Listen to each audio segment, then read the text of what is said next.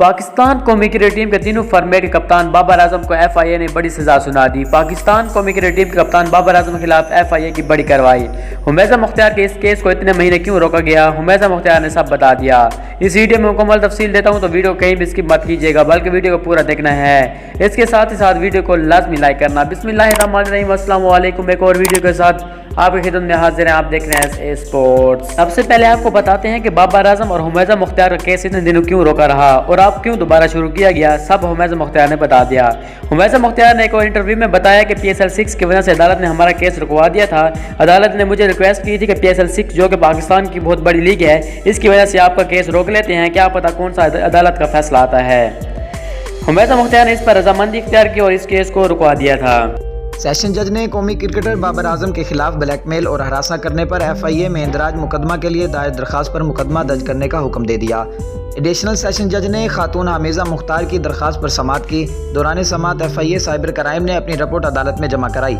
FIA की report में बताया गया कि मुद्दईया हमीजा मुख्तार ने मज़कूरा नंबरों के खिलाफ धमकाने, ब्लैकमेल करने और नाजीबा पैगामात भेजने से मुतल्लिक दरखास्त दी। इंक्वायरी के दौरान मुद्दईया को नोटिस जारी किया और बयान रिकॉर्ड किया गया।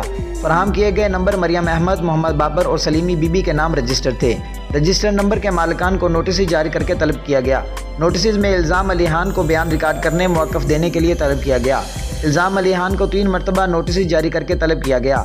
बाबर आजम भी इंक्वायरी में शामिल नहीं हुआ। बाबर आजम की जगह उसका भाई फैसल आजम पेश हुआ और बाबर आजम के पेश होने की मोहलत तलब की।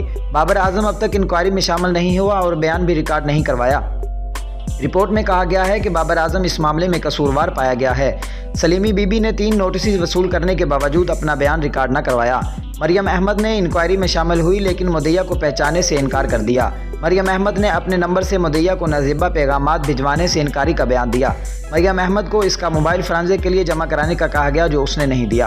अब आपको बताते हैं कि FIA ने कौन सा बड़ा फैसला सुनाया है। तो आपको बताते हैं कि हुमैजा मुख्तार ने जो कि बाबर आजम के खिलाफ बहुत बड़ा इल्ज़ाम लगाया था, उसकी FIR अभी तक नहीं कटी थी।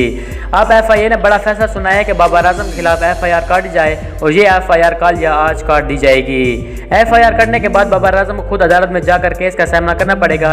इसके साथ ही साथ हुमैजा मुख्तार ने अदालत से रिक्वेस्ट की है कि बाबर आजम का नाम ECL में डालकर बाबर आजम को बाहर जाने से रोक दिया जाए। जैसा कि आपको मालूम है कि हुमैजा मुख्तार ने बाबर आजम पर बहुत से इल्जामात लगाए थे और हिरासा करने का इल्ज़ाम भी लगाया था। इसके साथ ही साथ जिनसी ज्यादती करने और भी बहुत से इल्जामात लगाए। जहाँ मेरा छोटा सा सवाल है कि आपको लगता है कि बाबर आजम ने ऐसा किया होगा या नहीं, आपने कमेंट में ज़रूर बताना है। अब आपको बताते हैं कि FIA ने बाबर आजम के खिलाफ कौन सी कार्रवाई करने का हुक्म दिया है, जिसकी वजह से बाबर आजम और उसकी फैमिली बहुत परेशान है। मगर जहां हमेशा की तरह आपसे छोटी सी गुजारिश है, वीडियो को लाइक कर दें, चैनल को सब्सक्राइब करने के साथ साथ बेल आइकन प्रेस कर दें ताकि नई आने वाली वीडियो का नोटिफिकेशन आपको टाइम पर मिलता रहे। अगर FIA हुमैजा की इस रिक्वेस्ट को कबूल कर लेती है तो बाबर आजम दौरा अफ्रीका से भी रह जाएंगे। ये खबर बाबर आजम के साथ साथ उसकी फैमिली और बाबर आजम के मदाहों के लिए बहुत बुरी है।